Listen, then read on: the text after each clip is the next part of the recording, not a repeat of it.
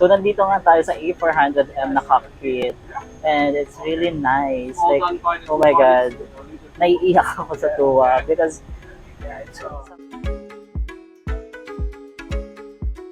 welcome back to my channel mga kapanalig, and for today's video, I'm going with you sa Singapore Airshow 2024 and this is my second time attending the Airshow and well, I guess it's really like surreal na nandito tayo ngayon and ang saya kasi ang dami mong nakitang aircraft and of course as you can see nasa likod natin Trent engine. So it's powers A350, so madami pa tayong makikitang aviation related items dito and model. So let's go!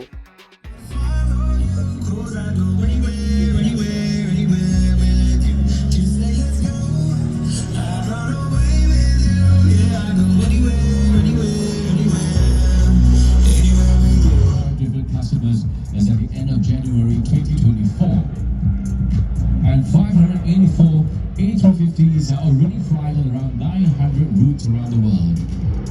And the first A350-1000 was delivered in December 2014 to Qatar Airways.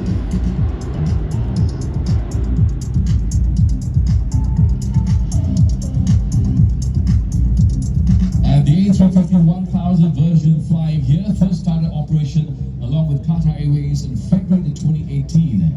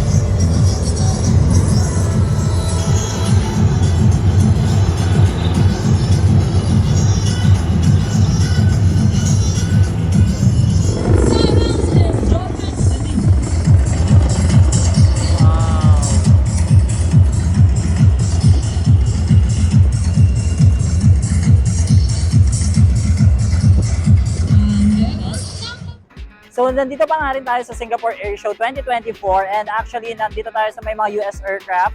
So this is I think Army, US Army itong aircraft na to. And then this one is Navy, obviously makikita naman natin.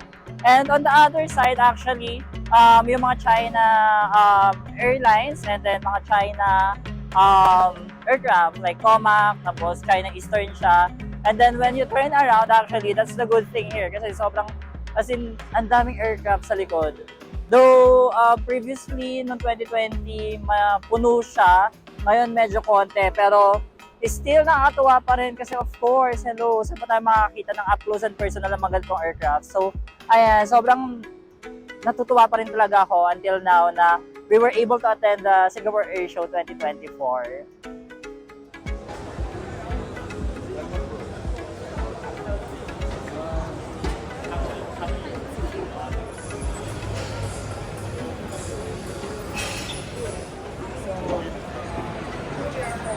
Let's go.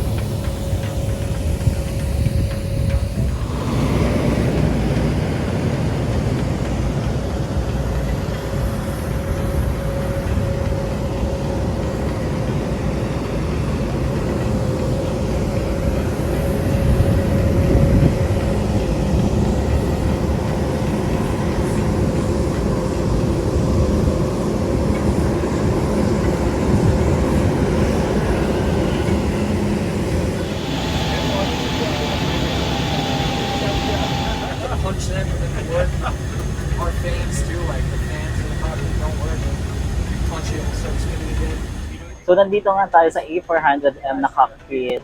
And it's really nice. Like, oh my God. Naiiyak ako sa tuwa because somehow it's a dream talaga, or part of my aviation passion is really to, of course, fly an aircraft. So given a chance na makapunta dito, it was really good. It was really nice, as you can see. So thank you again, and yeah, explore Singapore Airshow 2024. Welcome back. So eto, nandito naman tayo sa business jet line. So makikita nyo Gulfstream dito. Ayan, iba't ibang version na aircraft. Pasensya na maingay kasi may mga acrobatic. So eto siya, yung mga Gulfstream natin. May nakita rin ako Bombardier doon. And then Embraer nasa dulo.